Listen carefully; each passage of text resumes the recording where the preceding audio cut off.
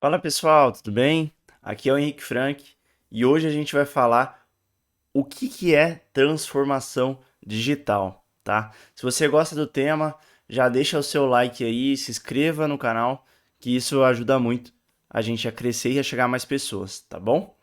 Bom, vamos lá, esse termo aí tá bem alta, né? Principalmente agora no contexto da pandemia. Todo mundo fala, as empresas estão trazendo cada vez mais à tona para os seus funcionários, né? Então, se você trabalhou aí nesse período da pandemia, você já deve ter ouvido falar desse termo várias vezes, já deve ter pesquisado no Google e tudo mais. E bom, acho que o nome diz por si só, né? Transformação digital. O que faz a transformação digital? Ela é uma mudança ali na mentalidade das empresas, principalmente aquelas mais tradicionais, onde não tem muito bem elaborado sistemas de informação, coleta de dados, análises, né? Com o objetivo de tornar essas empresas mais modernas, né? E acompanhar o avanço tecnológico. Acho que hoje todo mundo já deve saber, mas quem não está acompanhando a tecnologia realmente está para trás, né? Você acaba perdendo muito mercado, as outras concorrentes que são mais fáceis, mais ágeis, você tem o acesso na palma da mão, acabam ganhando boa parte dos seus clientes se você não tiver presente na tecnologia, tá? Principalmente os negócios locais, aqueles negócios menores, acabaram sofrendo um pouco mais aí durante a pandemia, justamente pela dificuldade dessa digitalização, né, comparado às grandes companhias, tá? Bom, e além disso, a transformação digital ela é uma realidade já, né? Ela não é mais futuro. Você precisa transformar a sua empresa para ela acompanhar o mercado. Se você não fizer isso, você já está para trás, tá? Qual que foi o impacto do Covid-19 na transformação das empresas? Bom, antes, o que se fazia, né? Dentro das empresas tinha ali áreas de tecnologias ou uma pessoa responsável por tecnologia, mas era mais ou menos aquela frase que diz assim que é bom ter, mas não é obrigatório, né? Não é urgente. Então sempre as áreas de tecnologia não estavam tão bem valorizadas, né? Principalmente aquelas empresas mais tradicionais que não entenderam essa transformação um pouco antes. E agora isso mudou de ser bom de ter, né, para ser um deve ter, né? Então, através da tecnologia foi a única forma de ter o trabalho feito, né? Então, das pessoas trabalharem ali através do home office, acessarem as suas pastas, seus sistemas, os softwares, até mesmo os computadores, né? Que muitas vezes eles só tinham ali na empresa, eles tiveram que fazer alguma conexão remota, ou até mesmo as empresas darem os notebooks ali. Tem empresa que também dá, por exemplo, uma cadeira ergonômica e outras coisas, né? Para poder auxiliar os seus trabalhadores para essa migração de regime de trabalho, tá?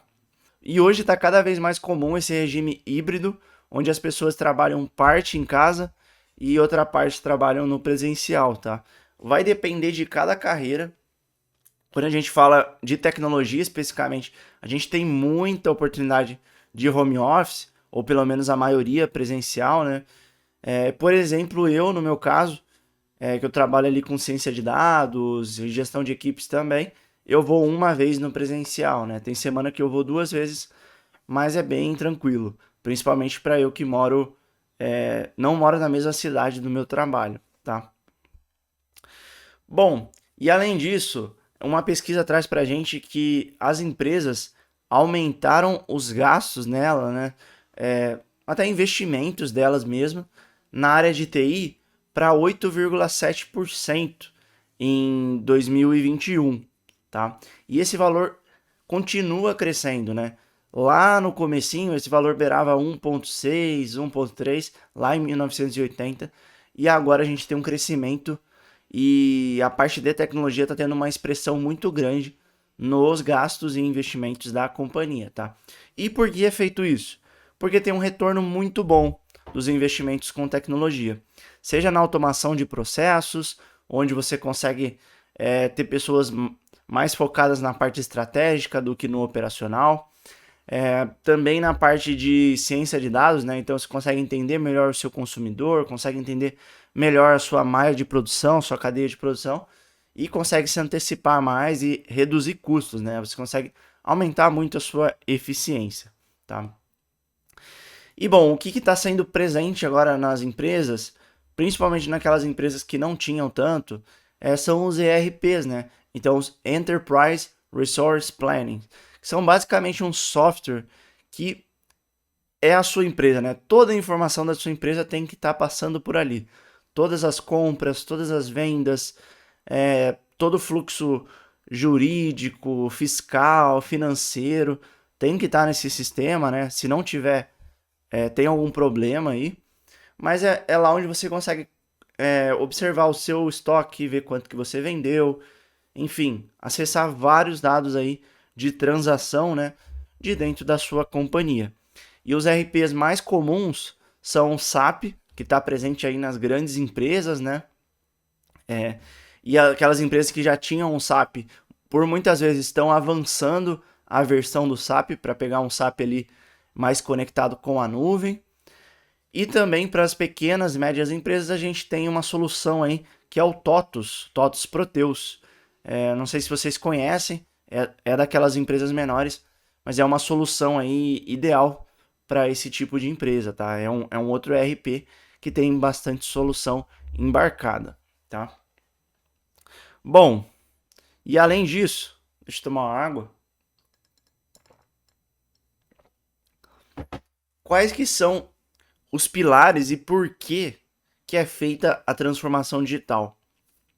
Porque as empresas hoje, elas estão focando muito em 4 pontos. O primeiro, foco no cliente. Então, o cliente é o rei.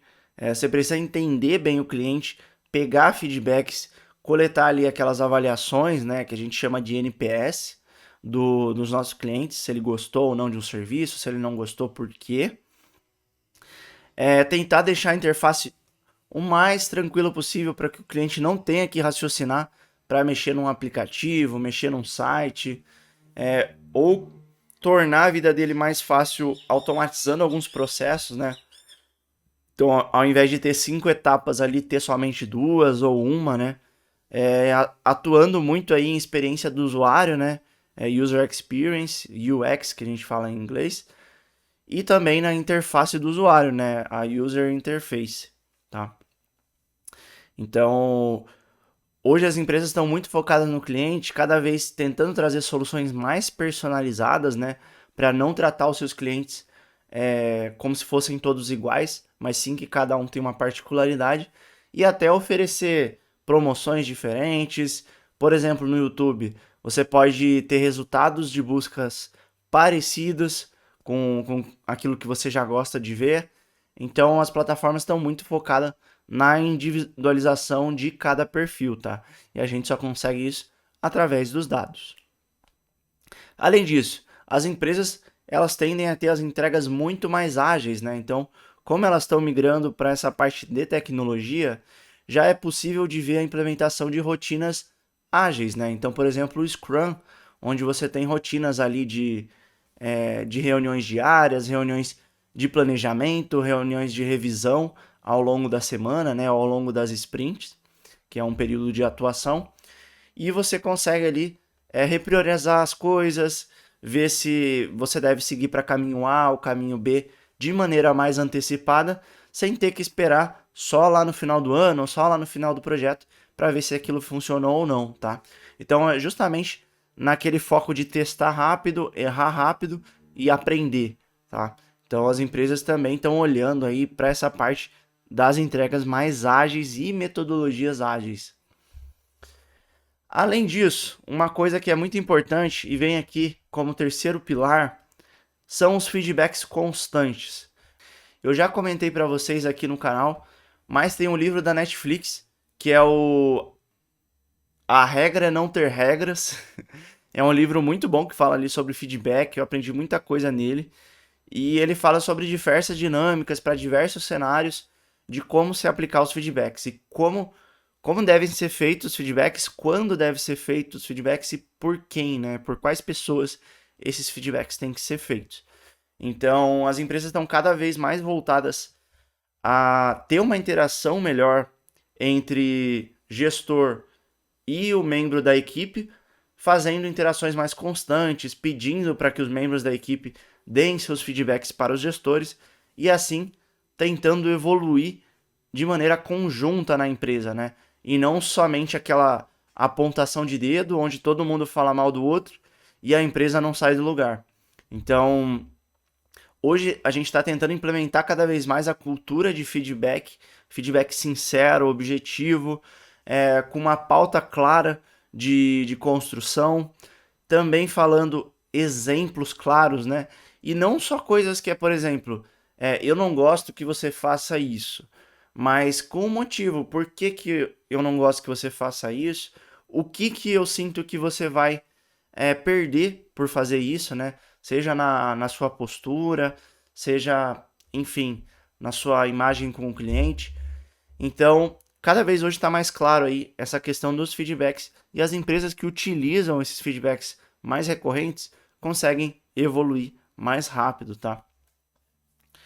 E além disso, o último pilar, eu acho que é a flexibilidade, né? Então, as empresas estarem flexíveis para mudanças, para mudar o caminho, né? Então, por exemplo, investiu muito dinheiro e tempo, esforço e recursos em uma determinada área, né? Em um determinado produto, um determinado serviço.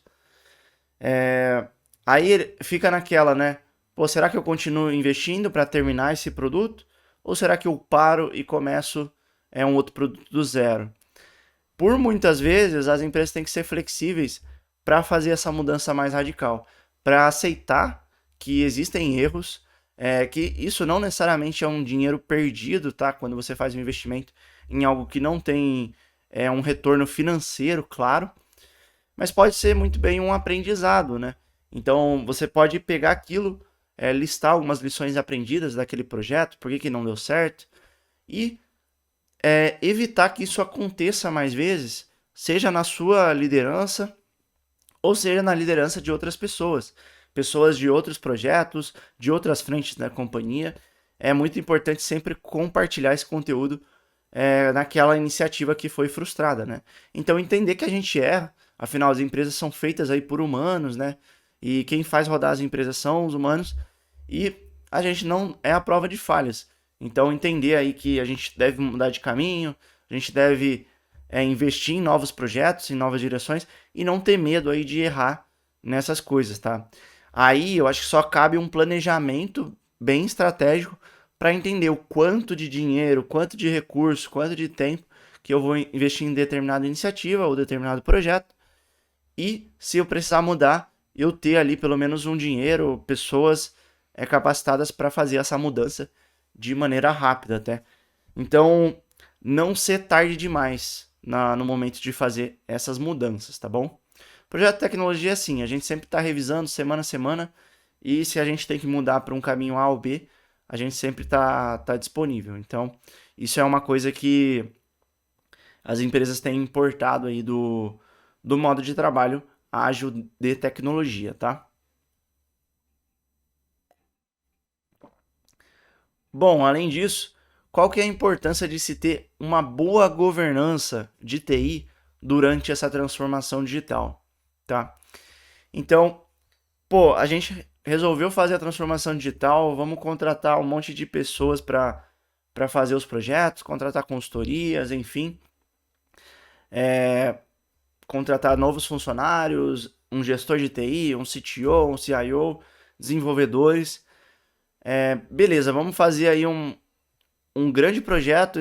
Esses próximos 6 meses vai ser uma transformação digital que a gente vai fazer na empresa. A gente vai puxar um monte de dados, fazer análise, fazer automação, fazer sistema, fazer site. Isso é muito legal, é um pontapé inicial muito importante que tem que vir do papel das lideranças, mas a gente tem que tomar muito cuidado para que esse gás não seja só um gás inicial e essas coisas se percam no longo prazo, tá? Então, sempre quando a gente vai começar um projeto, a gente tem que pensar depois, já na sustentação, na governança desse projeto, em uma possível passagem de conhecimento, né, para outras pessoas. Então, ao invés de sair desenvolvendo 20 projetos, é melhor fazer 10 bem feito, 12 bem feito e ter ali um espaço e pessoas alocadas para fazer essa governança no longo prazo, né? Senão você vai fazer um monte de projeto e depois esses projetos vão parar de funcionar e, enfim, vai dar uma dor de cabeça gigante e todo o dinheiro que você investiu foi pro ralo, tá? Então é muito importante ter essa boa governança, uma boa estrutura ali, pessoas responsáveis por ter essa gestão dos dados, das automações e dos sistemas, para que isso não se perca no longo prazo, tá bom? E bom, a gente evita aí também que esses processos acabem quebrando, né? Então a criação aí de processos legados, de automações que não funcionam, e diversas outras análises, tá? A gente deve ter isso em mente também, pensando em problemas de segurança da informação, né? As metodologias de segurança, elas avançam a cada ano. Então é muito importante a gente ter em mente que os projetos eles vão ter que ter a sua segurança ajustada com o longo do tempo, tá? Então é muito importante a gente sempre estar revisando onde que a gente desenvolveu, como que a gente desenvolveu, para poder fazer a melhor solução para a nossa empresa, tá? E evitar aí vazamento de dados, informações confidenciais. Além disso, é muito importante ter uma boa arquitetura, né, operacional aí de TI, ter de fato lideranças, né? Então, ter um CTO, um CIO ali que vai dar um direcionamento para os coordenadores de tecnologia da empresa, ter esse time dentro da empresa também para fazer essa governança, né? Então, não só pessoas externas, mas também as pessoas internas e ter essa formação de pessoas aí da área de negócio que muitas vezes não são capacitadas em tecnologia, mas que elas fazem interface com a tecnologia, né? E tentar trazer cada vez mais esse viés da tecnologia para o dia a dia das pessoas, tá? E mostrar todas as vantagens, as funcionalidades e também mostrar para as pessoas que as tecnologias elas não vão acertar sempre de primeira, mas quando elas acertam, elas trazem um resultado muito benéfico, tá? Então, realmente conciliar aí as duas coisas, o apoio do negócio com a tecnologia e a tecnologia também entendendo bem o negócio, tá? E bom, além disso, acho que eu quis trazer aqui alguns cases e evidências dessa transformação digital. Muitos de vocês já devem conhecer esses cases, porque foi muito recente aí a transformação na pandemia, né? E todas as mudanças que a gente teve, mas coisas que, pô, hoje a gente já não faz mais da mesma forma, são coisas como o consumo, né? Então, fazer compras online, isso mudou de maneira drástica. Hoje as pessoas utilizam muito mais as compras online, até mesmo as pessoas que são mais velhas, né? Que no início tinham mais receio de colocar seus cartões em sites como Mercado Livre, Shopee, Amazon, enfim. Hoje já perderam esse preconceito e estão fazendo compra de tanto produtos, né? Como também tickets, passagens e mais um monte de coisa na internet, tá? Então hoje, muito dificilmente, eu, como Henrique, vou numa loja física para fazer uma compra. Tem que ser um caso muito específico. Às vezes eu só vou quando eu vou fazer uma troca ali de um presente que alguém me deu. E muitas vezes essa troca é online também. Então, a mudança de comportamento das pessoas para o digital, principalmente na parte de compras e vendas, mudou drasticamente. E as empresas que não estão nesse segmento, elas sofreram muito com essa mudança, tá? Além disso, uma coisa que mudou também foi a educação. Hoje, pós-pandemia, a gente já vê as pessoas retornando aí pro presencial, né? As pessoas indo ali para a escola, para as faculdades e tudo mais, mas não deixamos de lado aí cursos em EAD, muitas coisas às vezes da faculdade são enviadas para serem feitas na casa, né? Então você não tem mais o problema de ter que estar presencial para todas as tarefas. Então a gente teve uma evolução muito grande aí com o EAD, né, no segmento da educação. Tem várias plataformas robustas para ensino à distância. A gente tem as plataformas de cursos online, tem plataformas desenvolvidas pelas próprias escolas e fornecedoras, né, para trazer mais conteúdo digital. Hoje tem a integração ali, por exemplo, de um tablet na sala de aula, um computador. Então a gente já vê boas migrações aí no ramo da educação também. E além disso, um outro ponto que foi muito expressivo na pandemia, ainda existem várias pessoas que utilizam, né? É na parte da saúde. Então a questão do atendimento online, onde você faz uma consulta ali, um pronto atendimento, alguma coisa mais tranquila, né? De maneira online. Então você tem a consulta digital, que a gente chama de telemedicina. Essa também foi uma coisa que ninguém imaginava ter. Eu, pelo menos, nunca tinha visto antes. É, consultas em telemedicina, né? E com a transformação digital, isso se tornou obrigatório. Porque as pessoas continuaram a ficar doentes, né? Os médicos também continuaram a ter que estar trabalhando.